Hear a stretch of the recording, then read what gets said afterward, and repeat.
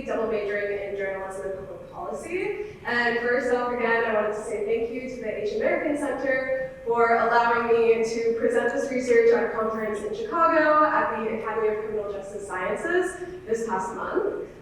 So today I will be talking a bit about the experiences of hate crimes, discrimination, and stigmatization among Muslims.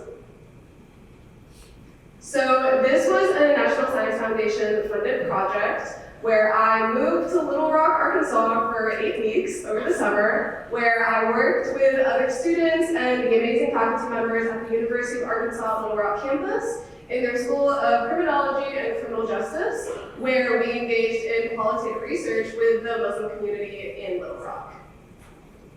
So just to introduce, this is a larger project. It's actually a 3-year project. So I was in the first cohort where we engaged in qualitative research. The second year, they released a survey to several different Muslim communities within the Arkansas area. And then the third year, which is this upcoming year, we will be interviewing local politicians and police officers to discuss their responses to instances of hate crime against the community.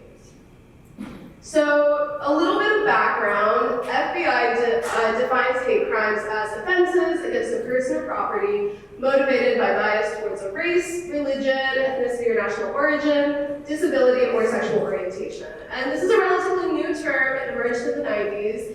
And what we're seeing right now is a lot of underreporting. So, as you can see there, 41% of religiously motivated hate crimes aren't even reported in the first place. And in addition, the majority of cases, even if you go and you submit a complaint, oftentimes it doesn't result in any real repercussions against the individual who caused that victimization in the first place. So Islamophobia can then be defined as any distinction, exclusion, or restriction towards or preference against Muslims that has the purpose of removing or impairing human rights and fundamental freedoms within several different landscapes. So what we're seeing is that a lot of previous research on Islamophobia is very quantitative in nature. So what we wanted to do here is really tap into the qualitative side and hear the first-hand accounts of what individuals have experienced. So our general research question going into this was, what are the perceptions of the Muslim community regarding hate crime victimization in southern states? What are the perceived factors and how do they respond to those instances? So our research design, we contacted local mosques and we actually got to visit them and take tours with the local leadership there. And we engaged in semi-structured interviews with 23 individuals. They each lasted between 45 to 120 minutes, and they were recorded and transcribed verbatim, which meant we would go back, sit, and really type out every single word that they said to make sure that we weren't biasing any of the results that we were finding. So again, as this is a pretty new field of research, we decided to take a grounded theory approach, where we were really just exploring what is going on, what is happening within this sphere. And in our conversations, we really tried to allow the person being interviewed to take the reins and allow it to go in whatever direction felt natural to them, while not re-traumatizing them as they're sharing these very harmful experiences. And we also used, for the nerds out there, Max QDA to analyze this. This is a qualitative data analysis software where you can really go through and code all of the interviews. So these were some of the perceived factors after going back into those 23 interviews. So number one, a lot of people saw one of the factors of Islamophobia being ignorance. So just generally a lack of knowledge or education of Muslims. And this was across the board. In our sampling of individuals, we were talking to Muslims of many different descent, that being Asian Muslims, Black Muslims, white Muslims, and across that, even holding for racial differences, we saw that these were factors that were coming up.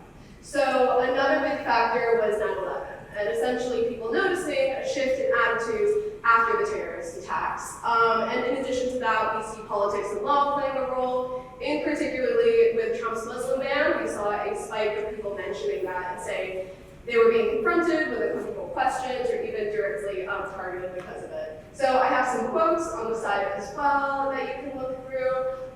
This one was especially egregious. I heard that in order for you to become Muslim, you have to kill someone. That was said to an individual. Another person was told, we just need to bomb the crap out of them, talking about Muslim countries. These were a few other types of victimization people were facing. We saw verbal, we saw microaggressions, and we saw people who were visibly Muslim being attacked more likely. So this was taped to one of the mosque doors, actually. So you all need to go home, it's time to make America great again. Your mosque will burn, your people will die, your kids will be taken away from you. So this was just one of the countless instances that people were sharing in almost a casual way, honestly. And some of the impacts, right? We see emotional responses, we see suppression of identity, and in addition, silent community, Muslims not wanting to report these instances. So some discussions and implications, perceived factors, as I stated, those were the types of victimization, and then those were the victim impacts that we noted.